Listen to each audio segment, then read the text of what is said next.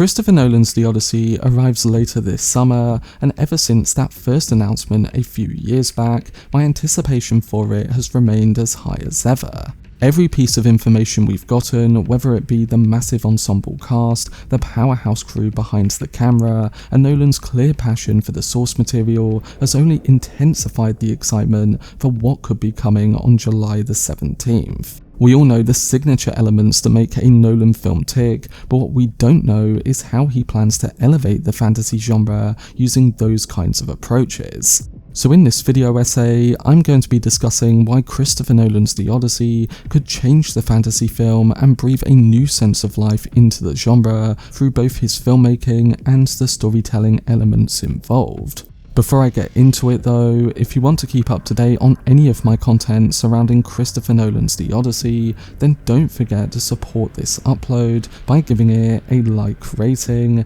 and subscribing to the channel.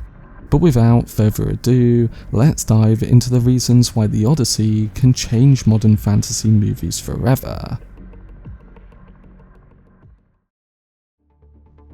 So Christopher Nolan adapting The Odyssey feels like a filmmaker arriving at the story he was always meant to tell. People often remember it as a sequence of adventures, whether that be the Cyclops, the Sirens, the Lotus Eaters, or the Storms and Shipwrecks. But the heart of The Odyssey isn't the monsters or the gods, as it's the emotional architecture beneath them. At its core, The Odyssey is the story of a man trying to return to himself after being reshaped by war, time, and distance. It's a story about identity eroding and reforming, about the long shadow of trauma, and about the fragile thread that connects a person to the life they left behind. Odysseus isn't just travelling across the sea, as he's travelling through the consequences of everything he's done and everything he's become. What makes the story timeless is the tension between the mythic and the human. On one hand, it's a grand epic filled with divine interventions and supernatural dangers, but on the other, you can say it's painfully intimate. Odysseus is a man defined by contradiction, as he's brilliant but flawed, heroic but deceitful, and determined but exhausted. His journey is as much about confronting his own impulses of pride, cunning, desire, and rage as it is about confronting external threats. Every island he lands on is a test of his character, and every encounter forces him to choose between survival and morality, cunning and compassion, and between who he is and who he wants to be. That's why the story has endured for nearly 3,000 years, as it's not just an adventure, but a psychological map of the human condition. And then there's the emotional spine of the narrative in the idea of home. Nostos, the Greek concept of homecoming, is the beating heart of the Odyssey, and it's about returning to a version of yourself that may no longer exist. Odysseus' journey is haunted by the fear that home has changed, that he has changed, and that the life he's fighting to reclaim might not be waiting for him anymore. Penelope's struggle mirrors this, as she's holding on to hope in a world that keeps trying to erode it. Telemachus is growing into adulthood without a father to guide him. And the entire story is built on longing, the longing to reconnect, to rebuild, to rediscover what was lost. This is why The Odyssey resonates so deeply with many different audiences across time. It's a story about displacement, about the cost of ambition, about the scars left by conflict, and about the fragile hope that keeps people moving forward. It's about the universal fear that time will change everything we love before we can return to it. And that emotional complexity is exactly what makes it such fertile ground for a filmmaker like Nolan. Because beneath the mythic scale, beneath the gods and monsters, The Odyssey is a story about memory, identity, and the painful, beautiful struggle to find your way back to the people who define you. When you look back across Nolan's entire filmography, you start to see a pattern or even obsession with characters who are lost in time, fractured by memory, and driven by a mission that consumes them. Leonard Shelby, Bruce Wayne, Cobb, Cooper, Oppenheimer, all of them are Odyssean figures in nature. They are men defined by distance, by longing, or by the impossible task of returning home. So when Nolan steps into the world of Homer, it doesn't feel like a departure from what he's done previously. It feels like the culmination of everything he's been building toward for 25 years. The Odyssey gives him the perfect mythic container for the themes he's been circling since Memento, in the fragility of identity, the cost of obsession, and the way time reshapes the human soul. But unlike his previous films, where these ideas were embedded inside genre frameworks, whether that be superhero, sci-fi, war, thriller, or even biopic, this time the myth itself is the genre. Nolan doesn't have to bend the story to fit his interests, and what I think makes the adaptation of The Odyssey so potentially transformative is that it appears he isn't approaching it as a fantasy epic or a classical retelling. It seems like he's approaching it as a psychological odyssey, an interior journey disguised as an exterior one. And if Nolan can pull that off, then I think he'll thrive. He's always been less interested in the spectacle itself and more in the emotional gravity beneath it. Think about Interstellar, where the wormholes and black holes were visualized in moments to communicate the distance between a father and his daughter. In The Odyssey, the monsters, storms, or gods are not just obstacles for Odysseus because they're reflections of his internal state. They become manifestations of trauma, guilt, pride, and longing. Nolan has always used scale to express emotion in his films, and The Odyssey gives him the most emotionally charged canvas he's ever had. This isn't just a hero trying to get home, it's a man trying to remember who he is after years of war, loss, and self-deception. It's essentially Nolan's wheelhouse, but this time on a much more mythic scale. And then you can also reference the structure. Nolan loves non-linear storytelling, not as a gimmick, but as a way to mirror the psychology of his characters. The Odyssey is already fragmented, episodic, and memory-driven, as it's a story told in flashbacks, digressions, and unreliable narration, so it fits perfectly with Nolan's temporal experimentation.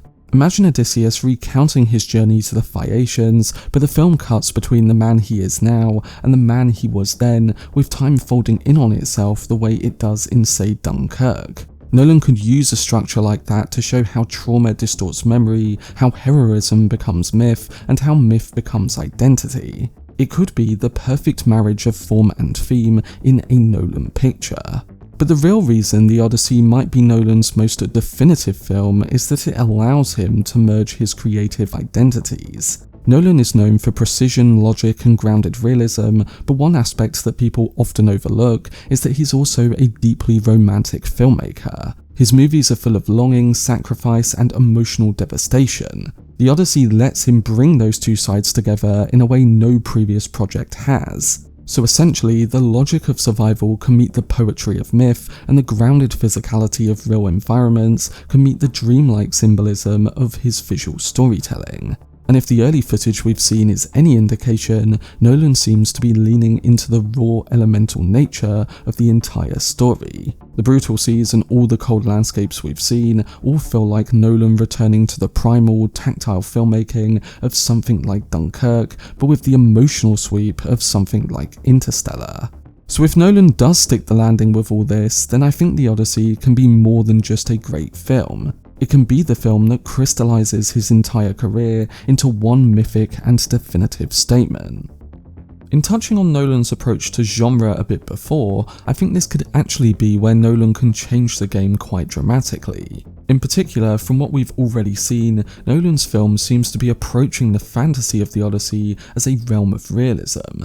Nolan has always subverted traditional fantasy aesthetics, as he doesn't like CGI-heavy worlds, exaggerated designs, or anything that feels artificial. His philosophy has always been that if the audience can feel the physicality, then they can feel all the emotion. Instead of leaning into the fantastical elements as literal creatures or gods, I think Nolan will ground everything in a gritty and almost anthropological realism. From what we saw in the trailer and IMAX prologue, the Cyclops isn't a cartoonish giant, it's a terrifying deformed brute whose existence looks plausible because it was shot practically. And then apply that to what we might see with the other gods and monsters, and it's intriguing to think about what approaches Nolan might take. On top of this, the performances we could get could also reinforce this grounded approach. There's a dramatic rawness to the acting we've seen, a sense that these characters aren't mythic archetypes, but real people caught in impossible circumstances. Odysseus isn't a flawless hero, as he's wary, conflicted, and haunted. You can see the weight of every decision on his face, and you can feel the years of war and wandering in his posture. He's a man who's been broken so many times that he barely recognises himself. And that's exactly what makes the story powerful. The supporting cast as well seems to be playing their roles with a kind of restrained intensity. Penelope seems not just as a distant symbol of loyalty, but a woman fighting to maintain hope in the face of despair. Telemachus isn't just a passive son, as he appears to be a young man grappling with the legacy of a father that he barely knows. But while I say all this, I don't think that the heightened sense of realism, nor the more dramatic and intense focus on the characters and the performances should limit the fantasy of the story. But by grounding the world in physical textures, natural lighting, and practical environments, Nolan can make the myth feel lived in and immediate. The sea, which appears to be the filming location for a lot of the scenes we've seen, isn't just a backdrop, as it can be an essential character throughout Odysseus' journey. Also, the islands we come to can be psychological landscapes. And then the gods and monsters aren't just a multitude of special effects, as they can act as detailed metaphors for the forces that shape human destiny. This can be a fantasy reimagined through the lens of human experience, and that's why I think Nolan's approach to this could change the genre. For decades, fantasy has been dominated by two extremes, whether that be the hyper-stylized spectacle of franchises or the CGI-heavy bombast of modern blockbusters. And Nolan appears to be carving out a third path, a path where fantasy is intimate, grounded, and emotionally raw. So I think if The Odyssey succeeds, it could inspire a wave of filmmakers to rethink how to approach myth and fantasy. Of course, each project is different and requires different approaches, but Nolan is choosing to adapt The Odyssey the way he is. His approach could redefine what audiences expect from epic cinema, and it could remind people that the oldest stories still have the power to feel new, not through reinvention, but through reinterpretation.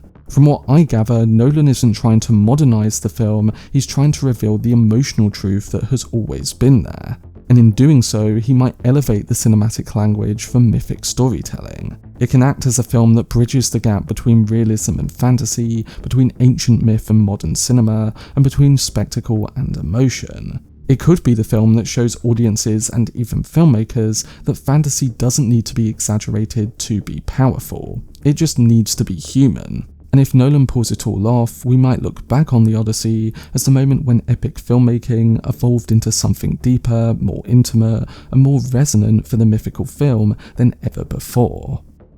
Moving on, what's become clear from everything surrounding the Odyssey film is that Christopher Nolan is making a statement about the future of cinematic scale. Nolan has always been a champion of large format filmmaking, and the Odyssey feels like the moment where IMAX could really be stapled as the definitive language of epic storytelling on the biggest screens. For years, IMAX has been an enhancement, a premium, and bigger format for the biggest movies. Nolan is known as the filmmaker who elevated the format for large-scale films with The Dark Knight in 2008, and has been finding new ways to improve it and use it more ever since. But it looks like he's taking a much bigger leap with The Odyssey. He's building the film around the format, shooting the mythic journey in full with IMAX film, the first of its kind.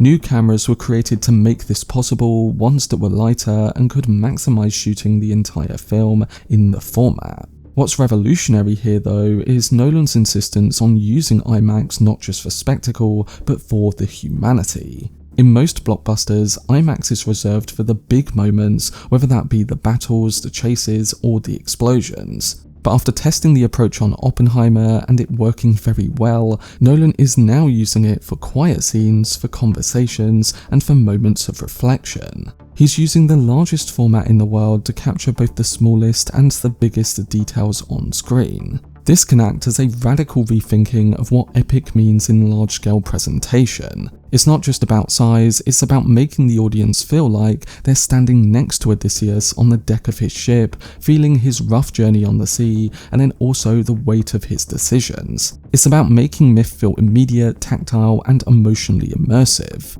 In capturing all of this, the director is pushing IMAX cameras into environments they were never designed for and capturing moments that were never able to be captured in this way. He's forcing the technology to evolve, and as we've seen in the past, every time Nolan does this, the industry tends to follow.